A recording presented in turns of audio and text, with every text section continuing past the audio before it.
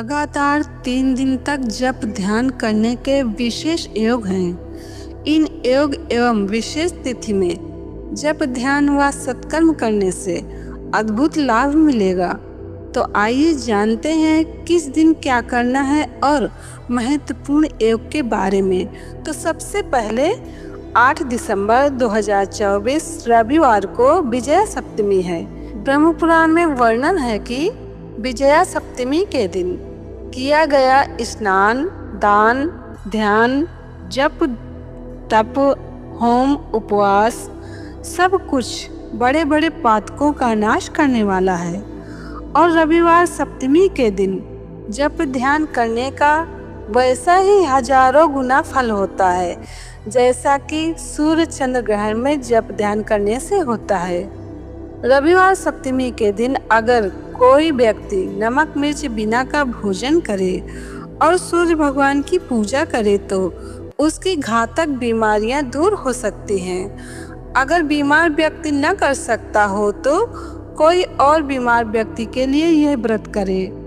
इस दिन सूर्य देव का पूजन करना चाहिए। सूर्य भगवान पूजन विधि कैसे करना है वो भी समझ लेते हैं। सूर्य भगवान को तिल के तेल का दिया जलाकर दिखाएं, आरती करें। जल में थोड़े चावल, शक्कर, गुड़, लाल फूल या लाल कुमकुम मिलाकर सूर्य भगवान को अर्घ्य दें तांबे के लोटे से। सूर्य भगवान अर्घ्य मंत्र अर्घ्य देते समय इन मंत्रों का उच्चारण करते रहें। मंत्र इस प्रकार हैं: ओम मित्राय नमः, ओम रवये नमः, ओम सूर्याय नमः, ओम भानवे नमः, ओम खगाय नमः, ओम पूष्णे नमः, ओम हिरण्यगर्भाय नमः, ओम मरीचये नमः, ओम आदित्याय नमः, ओम सवित्रे नमः, ओम अर्काय नमः, ओम भास्कराय नमः, ओम श्री सवित्र सूर्य नारायणाय नमः। तो यह सब 8 दिसंबर रविवार के दिन करना है। ये सारे मंत्र याद न रहे तो सुनकर के भी इसका लाभ ले सकते हैं। अब दूसरा योग है व्यतिपात योग। व्यतिपात योग की ऐसी महिमा है कि उस समय जप, पाठ, प्राणायाम, माला से जप या मानसिक जप करने से भगवान की और विशेषकर भगवान सूर्य नारायण की प्रसन्नता प्राप्त होती है। जप करने वालों को व्यतिपात योग में जो कुछ भी किया जाता है उसका 1 लाख गुना फल मिलता है। वराह पुराण में ये बात आती है व्यतिपात योग की, यानी कि वराह पुराण में वर्णन है। व्यतिपात योग माने क्या कि देवताओं के गुरु बृहस्पति जी की धर्म पत्नी तारा पर चंद्रदेव जी की गलत नजर थी, जिसके कारण सूर्यदेव अप्रसन्न हुए, नाराज हुए। उन्होंने चंद्रदेव को समझाया पर चंद्रदेव ने उनकी बात को अनसुना कर दिया। तो सूर्यदेव को दुख हुआ कि मैंने इनको सही बात बताई, फिर भी ध्यान नहीं दिया। और सूर्यदेव को अपने गुरुदेव जी की याद आई कि कैसा गुरुदेव जी के लिए आदर, प्रेम, श्रद्धा होना चाहिए, पर इसको इतना नहीं, थोड़ा भूल रहा है। ये सूर्यदेव को गुरुदेव जी की याद आई और आंखों से आंसू बहे। वो समय व्यतिपात योग कहलाता है।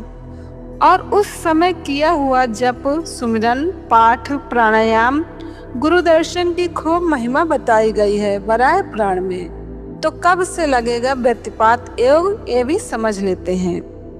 9 दिसंबर 2024 सोमवार को रात्रि 1:06 यानी कि 10 दिसंबर 1:06 AM से 10 दिसंबर मंगलवार को रात्रि 10:03 तक व्यतिपात योग है। अब तीसरा योग भी समझ लेते हैं। तीसरा योग है जिनके घर परिवार में बार बार जल्दी जल्दी किसी की मृत्यु होती है तो यह उपाय अवश्य करें, जिससे आरोग्य और दीर्घायु होने का आशीर्वाद प्राप्त होगा, जो कि मार्गशीर्ष शुक्ल पक्ष की 10वीं के दिन करना है, जो कि 10 दिसंबर मंगलवार को 10वीं तिथि है।